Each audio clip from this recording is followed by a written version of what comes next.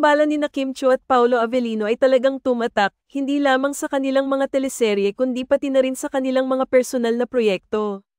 Ang kanilang tambalan ay umabot sa kabila ng kanilang mga palabas sa telebisyon at tumanggap ng mga bagong oportunidad sa larangan ng digital endorsements. Isa sa pinakabagong tagumpay ng kanilang partnership ay ang pagiging mukha ng isang sikat na South Korean na brand ng sasakyan sa Pilipinas. Ang tambalang Kimpao ay naging pangunahing dahilan kung bakit nakilala silang bagong digital endorser para sa brand na ito. Ang kanilang popularidad at karisma ay naging daan upang makuha nila ang pagkakataong ito na nagbigay sa kanila ng bagong plataporma upang ipakita ang kanilang talento at makipag-ugnayan sa kanilang mga taga-suporta sa isang bago at exciting na paraan. Isang patunay ng kanilang tagumpay sa endorsement ay ang post ni Paolo Avellino sa kanyang Instagram, kung saan ipinakita niya ang sedan variant ng naturang sasakyan. Sa kanyang post, binigyang diin ni Paolo ang makabago at praktikal na aspeto ng sasakyan, partikular ang kakayahan nitong mag-charge ng laptop sa kahit anong oras at lugar. Ang detalyadong pagpapakita ng mga tampok ng sasakyan ay tiyak na nagbigay ng interes at paghanga mula sa kanyang mga followers. Bukod pa rito, ipinakita rin sa Instagram post ni Paolo ang elegante at sporty na disenyo ng sasakyan. Ang itsura nito ay tila dinisenyo para sa mga taong nais magmaneho ng sasakyan na may modernong estilo at advanced na teknolohiya.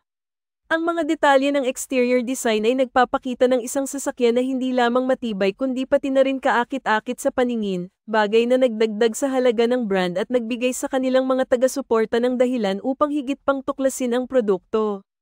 Ang kakayahang ipakita ang ganitong klase ng sasakyan ay nagpapakita rin ng pagtaas ng kanilang kredibilidad at presensya sa industriya ng digital endorsements.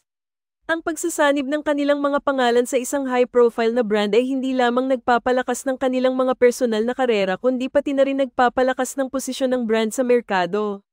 Ang kanilang partnership ay hindi lamang nakakatulong sa kanilang sariling pag-usbong kundi nagbibigay din ng bagong pabor sa brand na kanilang kinatawan. Ang pagkuha nila bilang endorser ay nagpapakita ng kanilang malaking impluwensya sa media at sa mga mamimili, na nagpapalakas ng kanilang koneksyon sa publiko at nagsusulong ng brand na kanilang kinakatawan.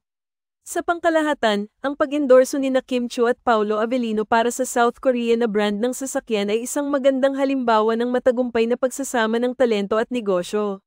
Ang kanilang karisma at popularidad ay patunay ng kanilang kakayahan na magbigay ng bagong perspektibo sa digital marketing at sa industriya ng automotive. Ano ang sa inyo sa balitang ito?